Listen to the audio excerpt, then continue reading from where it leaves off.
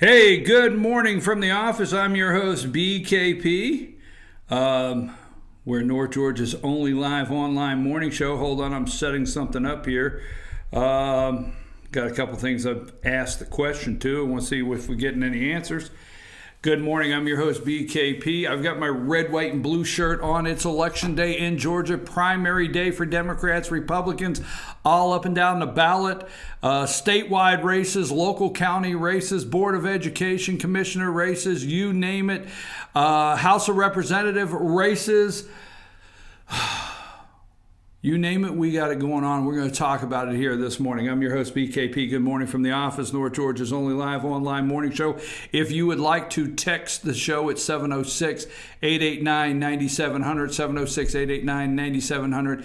And also, you can send me an email at chief@fetchernews.com. Also, follow us on Twitter at Fetcher News, at FYNTV. Go to our YouTube channel, FYNTV, Fetcher News. Subscribe today, and anytime we're doing a live broadcast, you'll get a notification. Find us on Facebook, Fetcher News, Team FYN Sports Facebook, and FYNTV.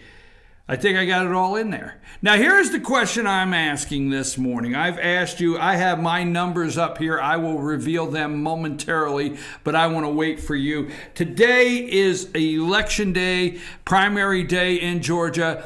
How do you have the five candidates in order? Now, I'm going to give you my order. That's all I'm going to do right now, and I want your order. Well, I don't want to give mine yet, okay? I want you to give yours in a minute, Amanda. You've got Casey Cagle on the ballot today, Brian Kemp, Hunter Hill, Michael Williams, Clay Tippins, and other. There are two others. They will get about 1%. So how do you think the lineup will be from top to bottom? And also send me chief@fetchernews.com or 706-889-9700. And we have the question on our Facebook page. Give us your lineup. And throw a percent out there. Let's have a little fun today. What do you think the percent will be in the governor's race? So now yesterday we had interviews. You can go to You can go to our YouTube channel. You can see all of our interviews. You can go to FetcherNews.com. Election 2018. Go to all the counties. Just search. Stay on there. Put in election 2018. Click on election 18. We worked yesterday and all last week getting our interviews on there and getting our articles up. You can just keep going through one after another. And our goal has been up to this day has been to get you, the voters, the most information possible. So when you go to the polls today. So that being said, yesterday we started at 8 o'clock in the morning, and we went from Brian Kemp to Hunter Hill to Michael Williams to Margaret Williamson to Josh McCoon, and that was the end of the show. So this morning we have a little time to open up and just breathe a little bit and enjoy some things. I did not get an opportunity yesterday to say anything about the royal wedding. It was unfortunate that I missed out on that. No, I did not get up Saturday morning at 5 a.m. I did not sit there till 1 in the afternoon or whatever it was. I did not watch the royal wedding. In passing, I caught a minute, and I want to be a minute here and there. Lisa had it on for some time, and I caught a minute here and there in passing. But I must say, and what is this young lady's name, Amanda? Who? The new princess or whatever she is. Oh, it is Meghan Markle. Meghan who? Meghan Markle. You have a picture? I do. I want to start the show. I just want to say this and move on, okay? I didn't get to say it yesterday. We have a picture. We're digging through the archives. Probably went down in the basement to find a damn thing. She says she's got a picture. Where's it at? Right? Anyhow, I'm back to my normal self today. I know. Continue the story. They got married. Damn it, end the story. What the hell? How do you continue that story? Holy smokes. All right, Dad didn't show up. Big Charles, or whatever his name is, Duke of Earl Charles, whatever, he walked her down the aisle. You know, it looked like people were wearing swans on top of their heads, and fiberglass insulation. They were all puffy, the little hats there. The Queen smiled 3 times. How much more can I do on the story? Where's the damn picture? I'm bringing it. I'm having technical difficulty here. Okay. Anyhow, hey, it wasn't that important to me. So if we get a picture, we get a picture. You know, Baltimore this morning, the 26th officer on the job this year, killed on the job. And we're wondering what is going on in this country. What is really happening? Now, I did not get the name of the officer. This article was out, the Baltimore Sun. They may have it out now. Baltimore County police officer killed after confrontation. Police searching for suspects. Baltimore County police officer was killed in a confrontation Monday as she responded, as she responded to an afternoon call in Perry Hill, setting off an hours-long manhunt for suspect as police search densely populated suburban neighborhoods. 26th officer on duty this year to be killed in Baltimore yesterday. I don't know, man. I mean, that's a lot of numbers right there, 26, and just the fact that people are opening fire on our officers.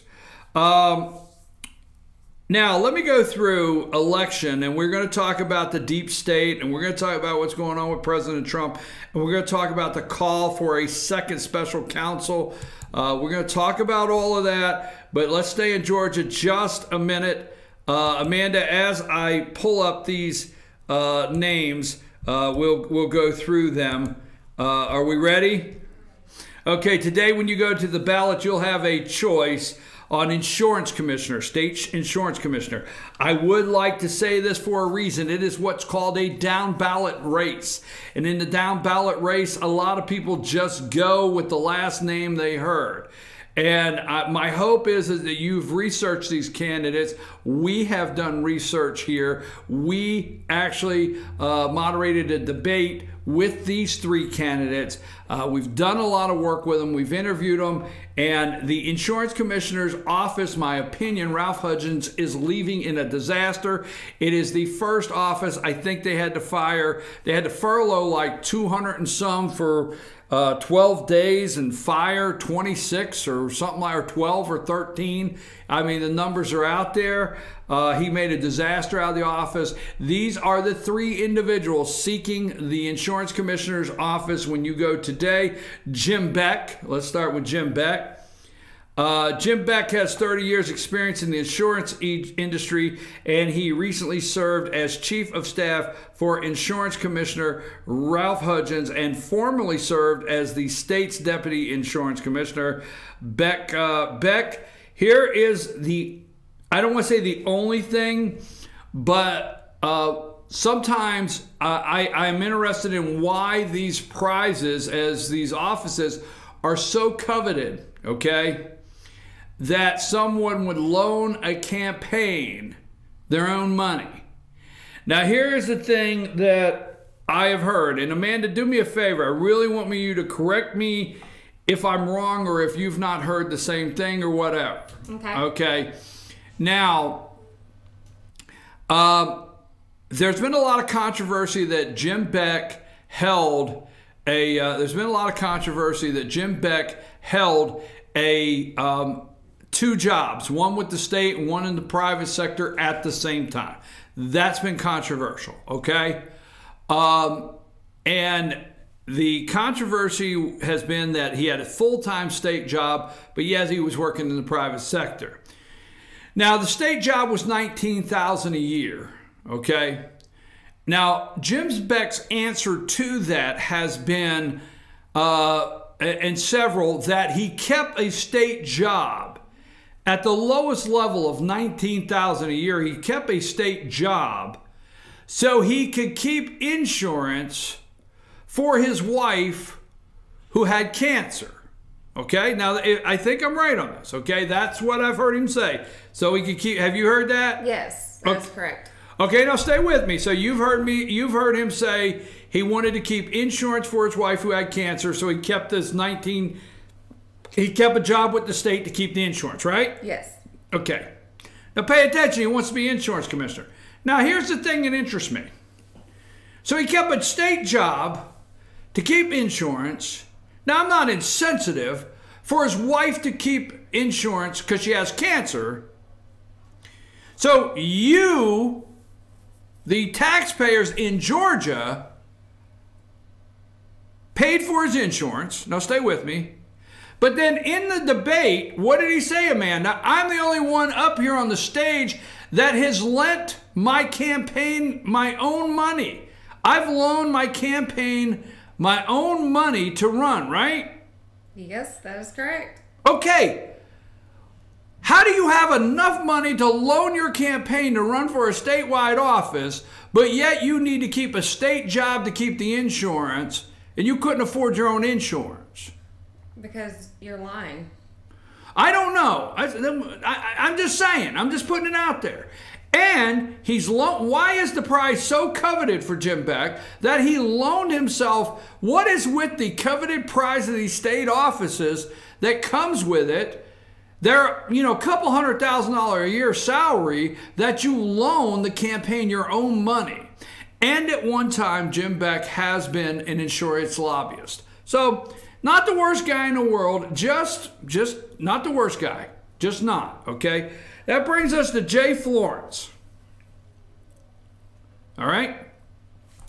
Now, Jay Florence is the candidate that if you still have traditional TV, okay, if you still have traditional TV, is the candidate you have seen on and on TV. If you still listen to conventional tune-in radio, many of you do. He's the candidate that you keep hearing about. And if you have a post box or a mailbox and you still get snail mail, you have pulled out his push cards. Jay Florence has had about $1 million.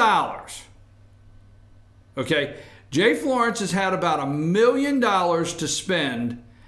And the majority of his $1 million has come from lobbyists, PACs, political action committees, insurance companies, out of state. This guy is got to be beholden to insurance companies, political action committees, lobbyists, but he does not have to be beholden to the Georgia voters because he did not get his money from you. And he may, if paying back your contributors is part of the deal, this guy may owe a whole lot of people something when this election's over, and it's not you, the taxpayers and the voters of Georgia's best interest, period. Okay, let's move on. Tracy Jordan, okay. Tracy Jordan, another Republican. These are Republican primary candidates. Tracy Jordan is another Republican. Now, she holds a Houston, is it Hoschton? How do they say that over there? Austin. Yeah, Houston City Council. She is a city council member, okay? And she's also a licensed pharmacist.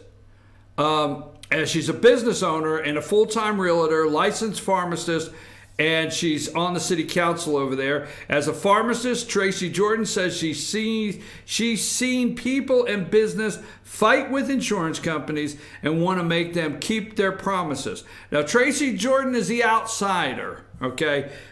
She is the outsider. She is the one that is not beholden to anybody other than her $25, $100 campaign contributors. She has a lot of small contributions that have come into her campaign. She doesn't have the lobbyist money. She doesn't have the political action committee money. She doesn't have money from the insurance companies. She's not able to loan herself big money as some candidates. None of the above. She is wanting to get in there. Her comments in our debate, and actually she says that she's not going to be beholden to anybody but the voters, the citizens. She wants to stop. She wants to stop increases, rapid increases in insurance premiums, and I would like for you just to really go to her website, look Tracy up, and take the time. I don't want to spend too much more time on this race. She is the outsider, and she's not beholden to anyone other than you, the citizens. And if elected insurance commissioner, may go in there and actually turn the thing upside down for you and I, not some insurance company or lobbyist. Now, Democrats, who don't have the pictures, you do have Janice Laws today in the Democrat primary, and Cindy Zeldin. She's a Democrat. You have two Democrats on that side. And that's another thing we're talking about today, are the Democrats are lining up candidates. They are. There's not just a Republican primary. For all too many years, a lot of these races have been somewhat just Republican primaries, and it's over. This year will be different in Georgia. The Democrats are lining up candidates.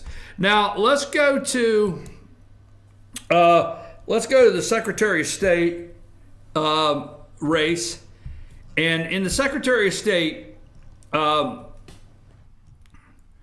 We'll talk about this last, but you got David Belle-Isles. He's a Republican. This is who your choice is today as you go to the poll. You have David Belle-Isles. I say Isles with an S, but it's David Belle-Isles. He's the Republican. He's a small business owner, real estate attorney.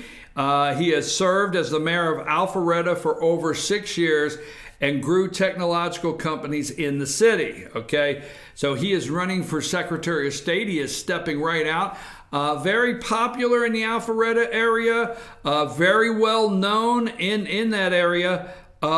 Maybe just not enough money, not enough statewide reach. This is where we get into, there's some good candidates here.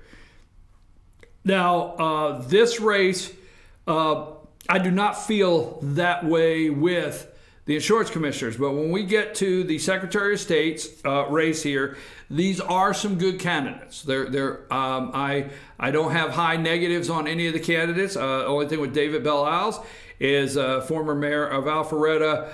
Maybe not enough money behind him, and maybe just not enough statewide recognition.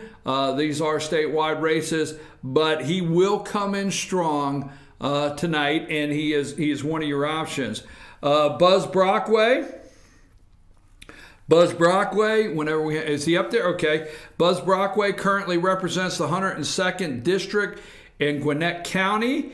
He worked in the plastics manufacturing industry for years before starting a business with his wife in 2005.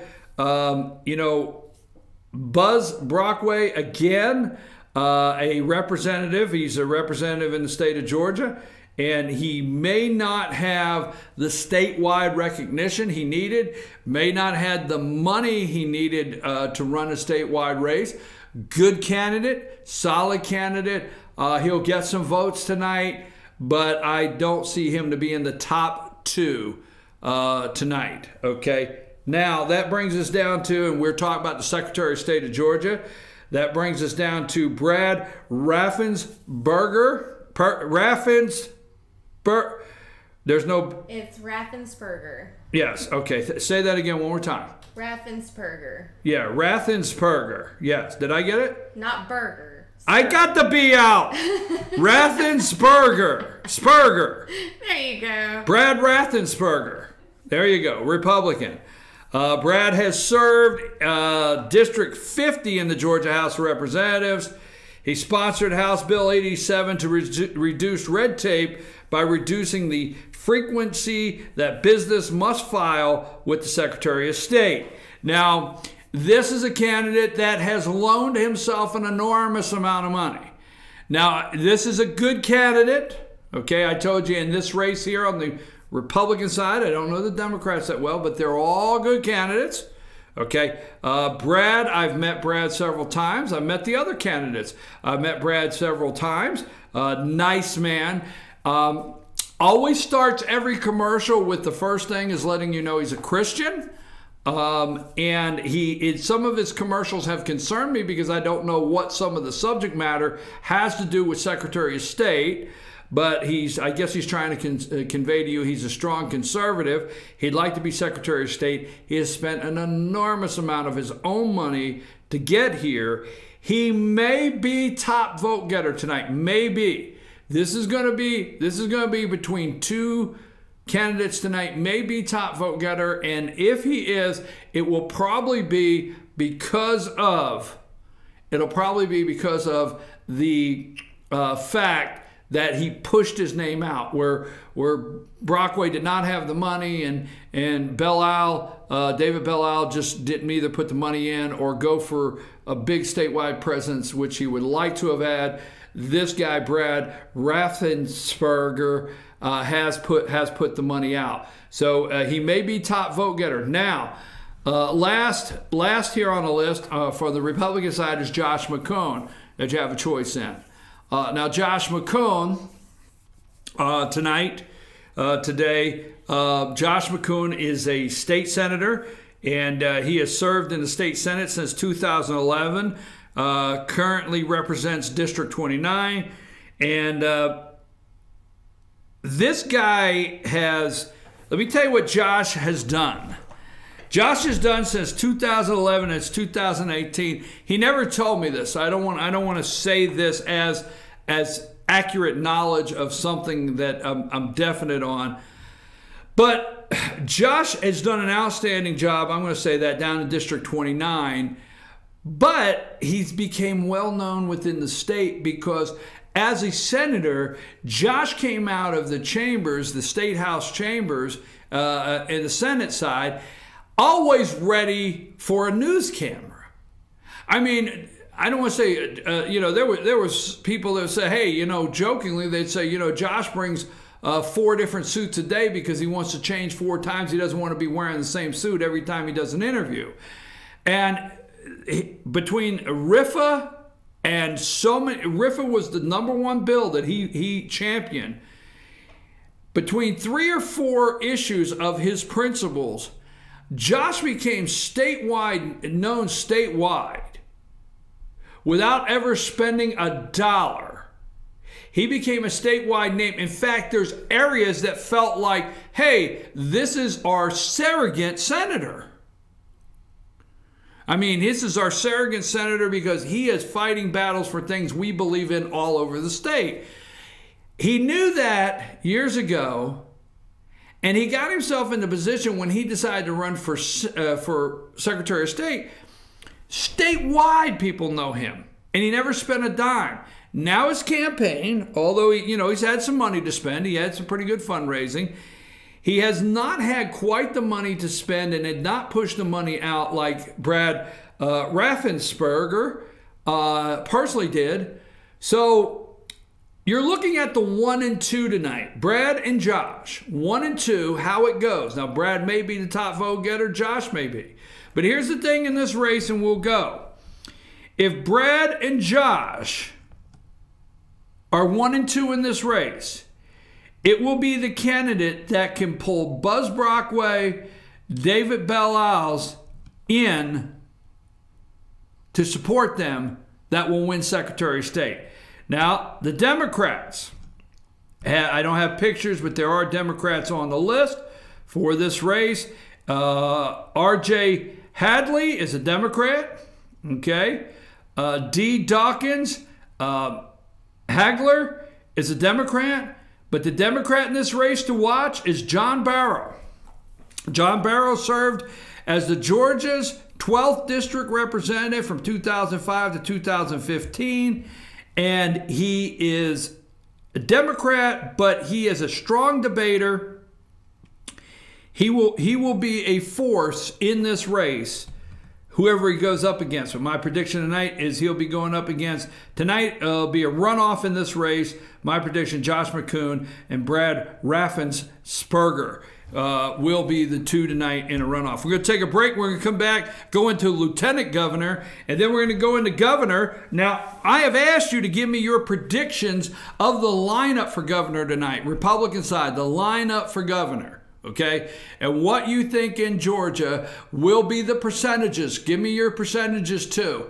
Okay, what's the lineup? What's your percentages? I've done it. Let me see yours. I'm your host, BKP. We'll be back right after these brief messages. And again, it's election day. Get out and vote. Vote. Don't complain. And we come back, we'll do lieutenant governor and governor, and then we'll move into some national issues of who's snooping around the Trump campaign, and did Obama, who was creeping around, right? What is the song? Dirty? I don't know. We'll see. Right after these messages.